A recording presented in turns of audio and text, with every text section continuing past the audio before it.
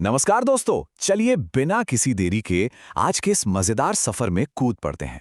आज हम बात करने वाले हैं एक ऐसे क्लासिक खेल की जिसने हमारे बचपन को बेहद खास बनाया है।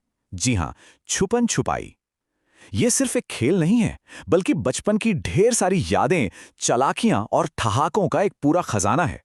आज हम इस कहानी को गहराई से तो समझेंगे ही, साथ ही कुछ दिमागी पहेलियां और मजेदार गतिविधियां भी सुलझाएंगे। तो क्या हम सब तैयार हैं इस सफर के लिए? जरा यहां देखिए। यहां जीत अपनी आंखें कसकर बंद किए हुए पूरे जोश में 1 से 100 तक गिनती गिन रहा है। उसके चेहरे की यह बड़ी सी मुस्कान बता रही है कि वो अपने दोस्तों बबली, मोहित, मारिया, सिमरन और नाजिया को ढूंढने के लिए कितना बेताब है। बस यहीं से शुरू होती है हमारी आज की कहानी और असली रोमांच। तो चलिए कहानी के अगले हिस्से की ओर बढ़ते हैं, जो है लुका छिपी का असली मजा। जैसे ही जीत की गिनती 100 तक पहुंचती है, माहौल एकदम बदल जाता है। यहां आप दोनों तरफ का नजारा देख सकते हैं। एक तरफ जीत बड़ी ही मुस्तैदी से हर कोने में झांक रहा है, और दूसरी तरफ बबली की चालाकी तो देखिए, वो कितनी शांति से एक बड़ी सी अलमारी के पीछे छिप गई है। सच में ये लुका छिपी का वो पल है जहां हर कोई अपनी सांसें थाम लेता है। आइए देखते हैं कि बाकी सबने कौन कौन सी छिपने की जगहें चुनी। जीत जब कमरे में गया तो सबसे पहले उसे बबली मिली, जो अलमारी के पीछे थी।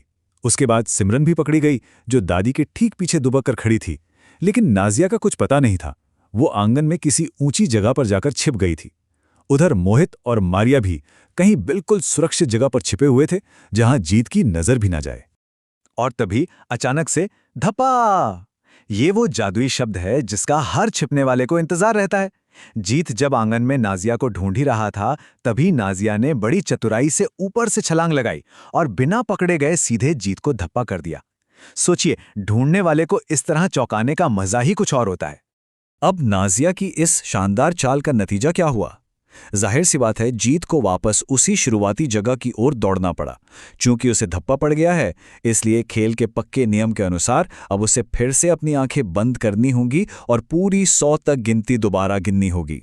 खेल का एक राउंड खत्म और दूसरा शुरू। चलिए अब इस भाग दौड़ से थोड़ा ब्रेक लेते हैं और पाठ के बातचीत और प्रश्नोत्तर वाले हिस्से पर चलते हैं। अब जरा यहां एक पल के लिए रुकिए और सोचिए, जीत ने असल में कितने बच्चों को ढूंढ लिया था और कौन कौन कहां छिपा मिला था। अपने दिमाग पर जोर डालिए और कहानी की उन बारीकियों को याद करने की कोशिश कीजिए। तो यहां हमने सब कुछ बिल्कुल साफ साफ रख दिया है। बाईं तरफ वो बच्चे हैं जिन्हें जीत ने सफलतापूर्वक ढूंढ लिया था, यानी बबली जो अलमारी के पीछे थी और सिमरन जो दादी के पीछे छिपी थी। लेकिन दाईं तरफ हमारी असली हीरो नाजिया है, जिसने ऊपर से कूदकर जीत को ऐसा चौंकाया कि बाजी ही पलट दी। अब एक और दिलचस्प सवाल जो अक्सर दिमाग में आता है, छुपन छुपाई के खेल में आखिर ये धप्पा शब्द कब बोला जाता है? इस रोमांचक पल की सही टाइमिंग क्या है?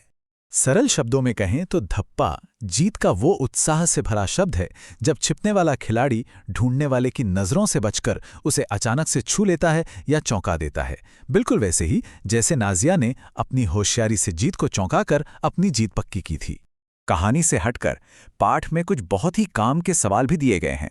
जरा सोचिए, घर में छिपने की सबसे अच्छी और सुरक्षित जगहें कौन सी हैं? और उससे भी जरूरी बात, अगर इस भागदौड़ में किसी को चोट लग जाए तो हमें तुरंत क्या करना चाहिए? ये बहुत ही अहम बात है। छिपने के लिए हमेशा पर्दे या दरवाजे के पीछे जैसी सुरक्षित जगह ही चुननी चाहिए। छज्जे या बहुत ऊंची खतरनाक जगहों से बिल्कुल दूर रहना चाहिए। अगर खेलते हुए किसी दोस्त को चोट लग जाए तो तुरंत खेल रोककर उसकी मदद करनी चाहिए। और हाँ, खेल भावना सबसे जरूरी है। हारने पर उदास होने के बजाय खेल का मजा लेना चाहिए, है ना? चलिए अब कुछ नया बनाते हैं, बढ़ते हैं रचनात्मक कार्य वाले हिस्से की तरफ। जब हम साथ मिलकर कोई कहानी पढ़ते हैं तो वो हमें अपनी खुद की एक नई कहानी गढ़ने की प्रेरणा भी देती है। सोचिए, जब आपके खुद के खेल के मैदान के अनुभव कागज पर उतरेंगे तो वो कहानी कितनी मजेदार होगी। बच्चों की मदद के लिए पाठ में एक बहुत ही बढ़िया ढांचा दिया गया है। मैं अपने मित्रों के साथ खाली स्थान खेलता हूं या खेलती हूं। यहां इस खाली जगह में अपना कोई भी पसंदीदा खेल भरकर आप अपनी खुद की एक नई और अनोखी कहानी की शुरुआत कर सकते हैं। और अब समय है हमारे आज के सबसे आखिरी और मजेदार हिस्से का, शब्द अंताक्षरी।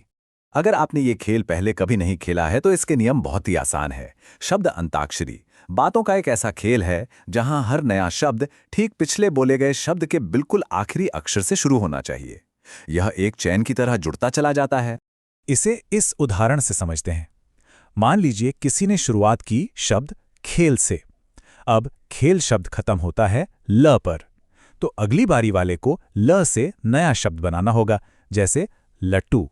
अब लट्टू खत्म होता है ट पर, तो जाहिर है कि तीसरे खिलाड़ी को ट से कोई नया शब्द सोचना होगा, जैसे टमाटर। और बस ये अंतहीन सिलसिला शुरू हो जाता है।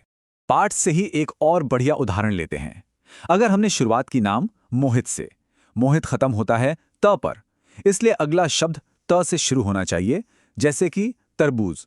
फिर ज से जहाज, और ऐसे ही ये मजेदार सिलसिला चलता रहता है।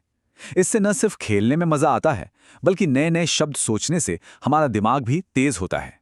तो दोस्तों, छुपन छुपाई की इस रोमांचक दौड़-भाग और शब्द अंताक्षरी की दिमागी कसरत के बाद अंत में एक बड़ा सवाल हमारे सामने है। जब हम अपनी कल्पनाओं को इस तरह उड़ान देते हैं, तो आखिर हमारा दिमाग अब कौन सा नया और अनोखा खेल इजाद करने वाला है? इसी एक दिलचस्प और सोचने वाले सवाल के साथ हमारी आज की ये मज़ेदार चर्चा यहीं ख़त्म होती है। तब तक नई चीज़ें सीखते रहिए और अपने खुद के नए खेल गढ़ते रहिए।